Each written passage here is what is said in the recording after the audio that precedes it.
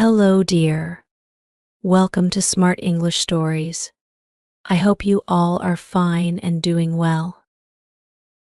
Today in this video, I am going to explain about best topics to learn English so that you can improve your listening skills and enhance your pronunciation skills. We can improve our English with such beautiful topics. Let's listen these topics to improve your English speaking skills. Hello everyone, I am very happy to see you all today. I hope you are ready to listen to a story. This story is about a trip I took to a big and beautiful city called London. It was a very special trip, and I had many feelings in my heart. I will tell you everything that happened, and maybe, by the end of the story, you might feel some of the feelings I felt too. The day I decided to go to London, I was very excited. My heart was beating fast because I had always wanted to visit this city. I had heard so much about it, and now I was going to see it with my own eyes. The morning was bright and full of hope, and I felt like something very important was about to happen in my life. I packed my bags carefully, making sure I had everything I needed: my clothes, my shoes, and a small book where I wrote down all my thoughts. I was ready for a new adventure. As I locked the door of my house, I felt a mix of happiness and a little sadness. I was leaving home, but I was going to a place I had always dreamed of. The journey to London was long, but I didn't mind. I looked out of the window of the train, watching the world pass by. The trees, the fields, and the small towns all looked so peaceful. I felt calm as I thought about what I would see and do in London. I was full of dreams and hopes. When I finally arrived in London, the first thing I noticed was how big everything was. The buildings were tall, and the streets were full of people. I felt small but also very curious. I wanted to see everything, to explore every corner of this new and exciting place. I took a deep breath and smiled, ready to start my adventure. I walked through the streets of London, my eyes wide open, taking in all the sights. The sounds of the city were new to me, and I loved the way it all felt so alive. There were people everywhere, talking, laughing, and going about their day. I felt like I was a part of something big and wonderful. As I walked, I saw many famous places. There was a big clock called Big Ben and a river called the Thames.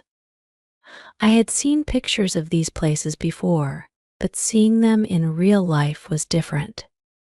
It felt like I was in a dream, and I didn't want to wake up. I took my time, enjoying every moment. But as I continued to explore, something unexpected happened. I met an old man sitting on a bench by the river. He looked sad, and something in his eyes made me want to talk to him. I sat down next to him and smiled. He looked at me and smiled back, but his smile was full of pain. The old man started to tell me his story. He had lived in London all his life. He had a family, a wife, and children. But as time passed, things changed. His wife passed away, and his children moved far away. He was alone now, sitting by the river, thinking about the life he once had. His voice was soft, and as he spoke, I could feel the sadness in his heart. I listened to him, feeling my own heart ache for him. I could see how much he missed his family how lonely he was. He told me that he came to this bench every day, hoping to see someone he knew, but no one ever came. His days were long, and his nights were even longer. He had so many memories, but they were all in the past. As he spoke, tears came to my eyes. I could feel his pain as if it were my own. I didn't know what to say, so I just sat there, holding his hand. Sometimes there are no words that can make things better. All we can do is be there for each other, to listen and to care. The old man looked at me and smiled again, this time with a little more warmth. We sat together for a long time, just watching the river. The sun was setting, and the sky was turning pink and orange. It was a beautiful sight, but it was also a little sad. It made me think about how everything in life changes, how nothing stays the same. But even in the sadness, there was a kind of beauty. The beauty of memories, of love, that never really goes away.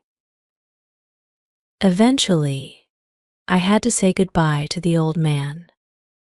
I promised him I would come back to visit him again, and he nodded. As I walked away, I felt a deep connection to him, a bond that was formed through shared emotions. I knew I would never forget him or the story he had shared with me. My trip to London was full of many more adventures, but meeting that old man was something I would always remember.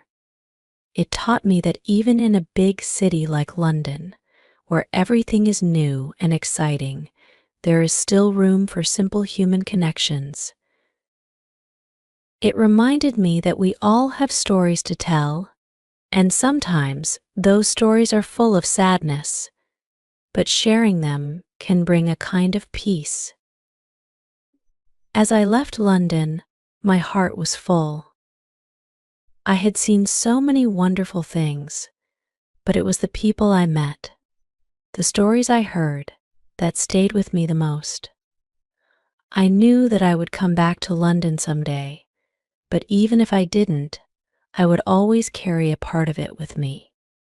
The city, with all its beauty and all its pain, had become a part of me. After leaving the old man by the river, I continued my walk through London. The city, with all its lights and sounds, felt both familiar and mysterious at the same time. As I wandered through the narrow streets, I couldn't shake the feeling that there was something more to this city, something hidden just beneath the surface. As the evening turned into night, the streets grew quieter. The busy crowds disappeared, leaving only the soft hum of distant traffic and the occasional sound of footsteps echoing through the empty alleys. I found myself drawn to a particular street that seemed darker and narrower than the others. It was as if the street was calling out to me, urging me to explore its secrets. I hesitated for a moment, unsure if I should continue. But the curiosity within me was too strong, so I took a deep breath and stepped into the shadows. The street was lined with old buildings, their windows dark and lifeless. It felt like I had stepped into a different world, one where time stood still and everything was forgotten. As I walked further down the street, I noticed a small light flickering in the distance. It was coming from a narrow doorway tucked between two tall buildings. The door was slightly ajar, and a faint, warm glow spilled out into the cold night. I could feel my heart beating faster as I approached the door. There was something about it that made me both excited and uneasy. I pushed the door open gently and stepped inside. The room was dimly lit, filled with the scent of old wood and burning candles. It looked like a small antique shop, with shelves lined with strange and curious objects. There were old books, dusty paintings, and trinkets that seemed to have come from faraway places. It was a place full of stories, each item holding a secret waiting to be discovered. As I wandered through the shop, I felt a strange sense of déjà vu, like I had been here before, even though I knew I hadn't. The air was thick with mystery, and I could feel a presence, as if someone or something was watching me. I turned around, and there, in the corner of the room, was an old man. He was different from the man I had met earlier by the river. This man had sharp eyes that seemed to see right through me, and a face that was both kind and stern. He didn't say a word, but he gestured for me to come closer. I walked up to him, feeling a mix of fear and curiosity. The man reached into his pocket and pulled out a small, worn book. It was old, with a leather cover that was cracked and faded. He handed it to me, his eyes never leaving mine. I could feel the weight of the book in my hands, as if it was more than just paper and ink. It felt like it carried a story, a secret that was meant for me to uncover. I opened the book and saw that the pages were filled with handwriting, but the words were in a language I didn't understand. The letters were strange and unfamiliar, yet they seemed to speak to me in a way that was deeper than words. As I turned the pages, I noticed a small piece of paper tucked inside. It was an old photograph, yellowed with age. The photograph showed a young woman standing in front of a building that looked familiar. She had a gentle smile on her face, but her eyes were filled with sadness. I looked closer and realized that the building behind her was the same antique shop I was standing in. I felt a chill run down my spine as I tried to make sense of what I was seeing. The old man watched me closely, his expression unreadable. I wanted to ask him who the woman was, but before I could speak, he raised his hand as if to silence me. He pointed to the door, indicating that it was time for me to leave. I didn't understand why, but I felt that I had to obey. I nodded, clutching the book and the photograph tightly, and slowly backed out of the shop. As soon as I stepped outside, the door slammed shut behind me. I turned around, but the shop had vanished. The street was empty, and there was no sign of the doorway or the flickering light. I stood there, stunned and confused, holding the book and the photograph that now seemed like a piece of a puzzle I couldn't solve. I made my way back to my hotel, my mind racing with questions. Who was the woman in the photograph? What was the meaning of the strange language in the book? And why had the old man given it to me? I couldn't sleep that night, my thoughts consumed by the mystery I had stumbled upon. It felt like I had been drawn into something far bigger than I could understand, something that was meant to remain hidden. The next morning, I decided to return to the street where I had found the antique shop.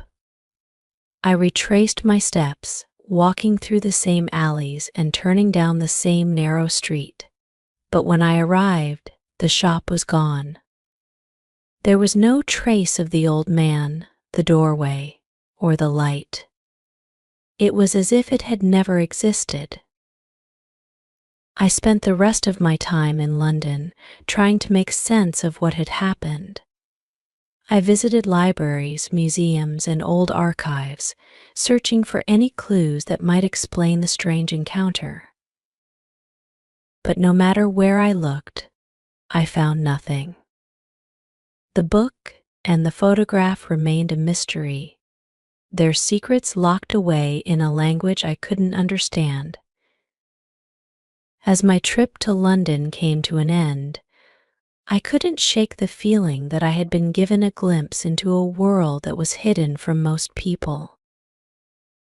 A world where the past and the present were intertwined, where memories and stories lived on in the shadows. I realized that not all mysteries are meant to be solved, and that some secrets are better left unexplored. On my last day in London, I stood by the river where I had met the old man. I thought about everything I had seen and heard during my time in the city. I thought about the people I had met, the stories I had been told, and the secrets I had uncovered. London had shown me a side of itself that few people ever see, a side that was filled with beauty, sadness, and mystery. As I watched the sun set over the city, I felt a sense of peace. I knew that I would never forget my time in London, and that the experiences I had there would stay with me forever. I had come to the city in search of adventure, and I had found so much more than I had ever expected. I had found a deeper connection to the world around me, a sense of wonder and awe that I would carry with me for the rest of my life. And so, I said goodbye to London, knowing that the city's secrets would always be a part of me.